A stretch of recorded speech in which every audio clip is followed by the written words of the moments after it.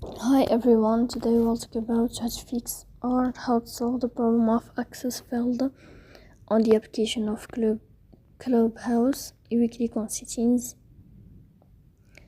In this page you can click on apps, default apps, app settings.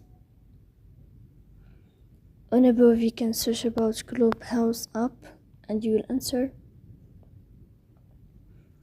Then you can click on first stop and you can click OK. After that you'll enter to the window of storage.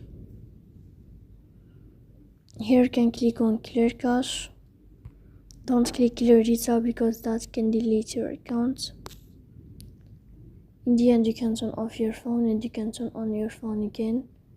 So please don't forget to support us, bell icon and subscribe.